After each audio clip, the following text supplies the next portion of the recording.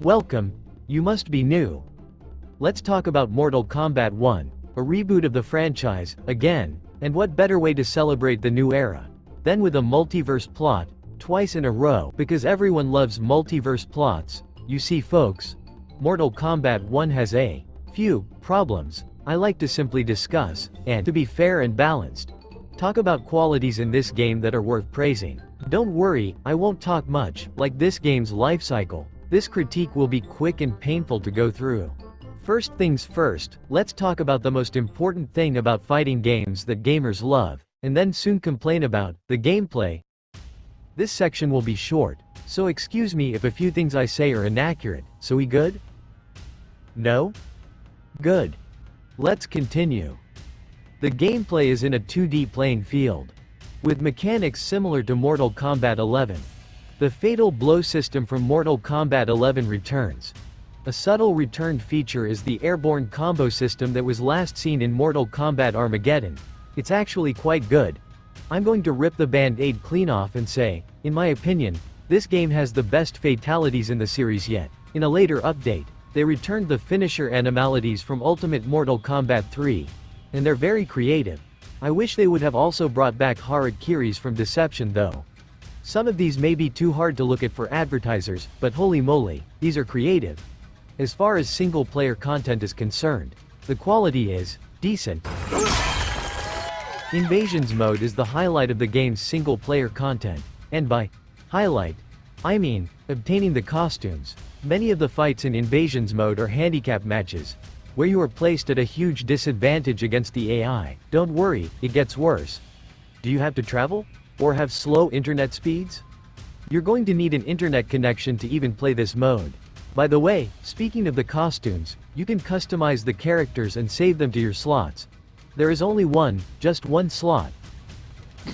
And you can only customize their gear item, but not the whole costume, like, you can only customize Scorpion's mask and Katana's weapons, which are considered gear items. There are actual costumes in the game that you can obtain, but this feature makes customization very limited. The customization has taken a huge nerf since Mortal Kombat 11. In comparison to Mortal Kombat 11, nothing really too insane was added towards the gameplay, whether you see that as a pro or con. But what insane new feature that they did add. Cameo Fighters. While he was in the corner. Cameo Fighters are the highlight of Mortal Kombat 1 in terms of features. But to address the fat-ass elephant in the room, this feature cannot be turned off. Oh my god, no! In hindsight, this isn't really much of a problem, but for people who want simple one-on-one fights, it's just simply not happening. The Cameo Fighter system exists solely to add more fan service to the roster, which is not a bad idea. The concept is great, it's just, the execution is questionable. Now this is where I talk about the characters themselves. There are both main characters and of course, the cameo ones, with the Cameo Fighters.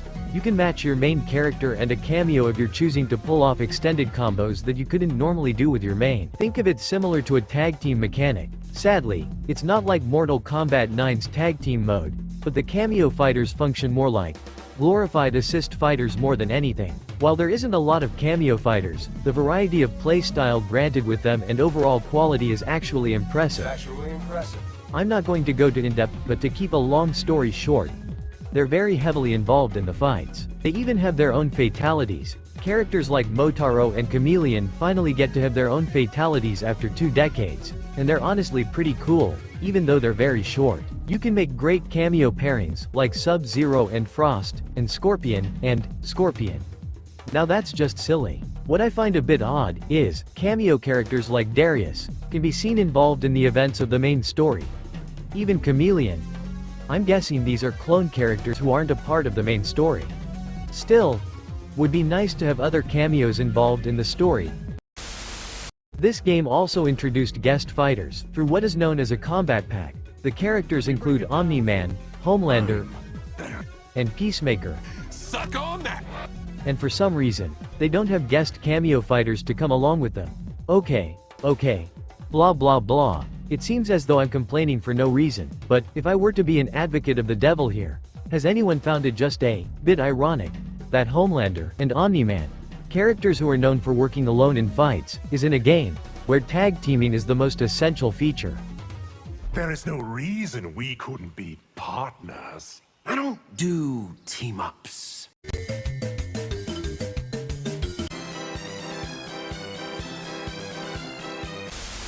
As Kombat Pack 2 came around, we were introduced with more guest characters and more returning fighters to tie in with the release of the Chaos Reigns story expansion. A few of those returning fighters are Cyrax and Sector. What is this? Cyrax and Sector already exist as Cameo Fighters.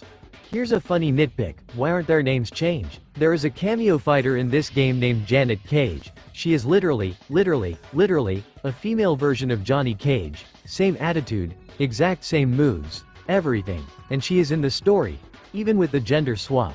Why don't these versions of Cyrax and Sector get new names?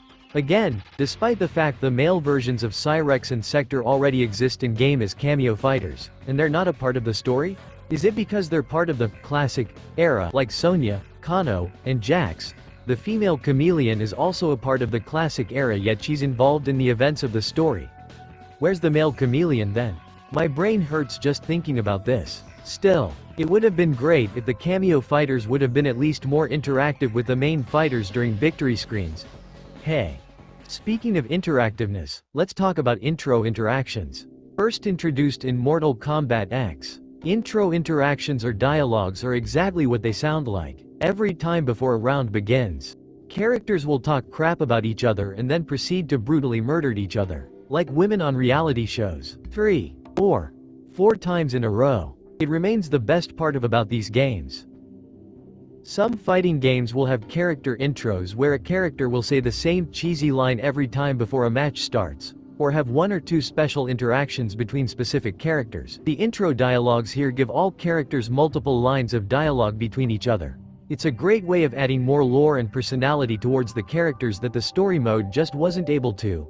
In Mortal Kombat X, there was 3 lines of dialogue total per intro. In Mortal Kombat 11, the same is true, but now with more intro animations and outros for each character. But in Mortal Kombat 1, there's only a total of 2 lines of dialogue between characters, and then they begin their only damage taken and damage given animation. The dialogue is often pretty good, but because of the characters having less intro animations than Mortal Kombat 11's intros, it makes some interactions of the characters come off a bit unnatural. Some of them are like, I like you and have no reason not to. I like you and have no reason not to.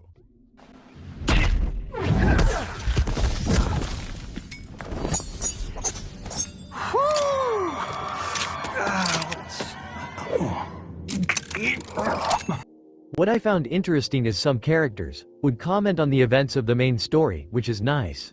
It's just, for a franchise that constantly tries to push for realism, I think the next logical step is to add outro dialogue.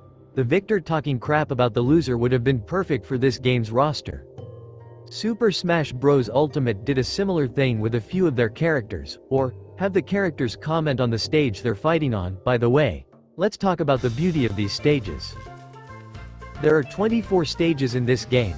There are some great recreations of older stages like the Wu Shi Academy and the Living Forest.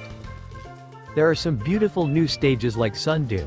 You can even fight inside Johnny Cage's mansion. Unfortunately, there are no stage transitions or stage fatalities, making nearly all stages in the game feel samey.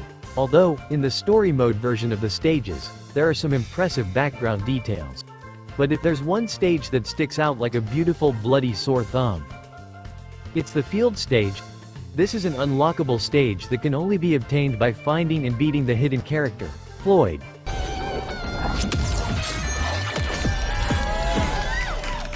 That's right. A brand new ninja character, who is a reference to the album Pink Floyd. There is no lore to him sadly, but the fight itself is hard as hell. With Floyd's abilities being similar to Male Chameleon, where he takes special moves from other fighters and uses them as his own. They did Chameleon dirty, what a shame. Still worth beating him, the stage is amazing. While the field stage is unlockable, the character Floyd is not. That's odd.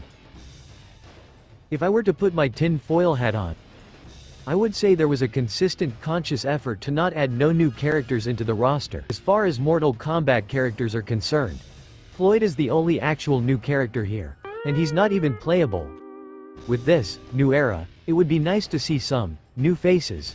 In the game Mortal Kombat Deadly Alliance, they introduced the vampire character, Natara, who comes from the realm of Vaderness, home of the vampire people. She was also going to have a male counterpart named Kahil Grigesh. He has lore to him, very little, but he was never finished. It would be nice to see more vampires from her realm, or just more vampires in general. But nah, no new characters for this story. Oh yeah, about the story. The idea of the story is that Liu Kang creates a brand new era after the events of Mortal Kombat 11, changing the history of the characters. Some are good changes, like reptile morphing between human and lizard beast. Some are questionable changes, or some are not changed at all. I'm not going to talk about everything, but I will say this. The story is quite good, up until the final act at least, and the Chaos Reigns story is very superhero-like. I'm just not the biggest fan of it, along with the retcons. That just kills the whole point of the characters entirely. And to keep a long story short, after Combat Pack 2 released the final characters, T-1000, and Cameo Fighter Madame Bo, many people were excited, but was also hoping for a Combat Pack 3, along with fixing some of the game's problems. Warner Bros. Released Mortal Kombat 1 Definitive Edition, having all paid content packaged in for $70. This meant that the original Mortal Kombat 1 won't be getting any updates. Understandably, this caused controversy. Oh my god, no! By the Elder Gods. By the Elder Gods. From start to finish, this game has caused controversy, to the Nintendo Switch port being a buggy mess on release, to inconsistent frame data, to Megan Fox's voice acting, Only if we agreed to terms. to the paid fatalities, to characters being way too strong, to questionable character design choices, to ridiculous mobile-like microtransaction pricing that can drive any consumer to madness, to invasions mode being a tedious slog, to the gender swap drama, to a story expansion that wasn't received well, and now, at the very least, no Combat Pack 3. All within 1 year and 7 months.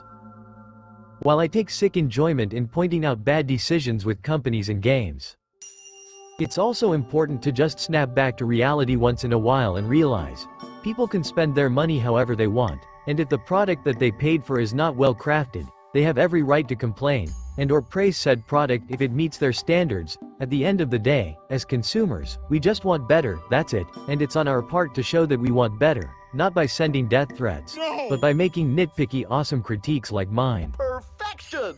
So to those who believe I'm over-exaggerating, or that I'm hating just for the sake of views, thank you. Thank you for noticing. Suck my balls. Subscribe for more. Bye.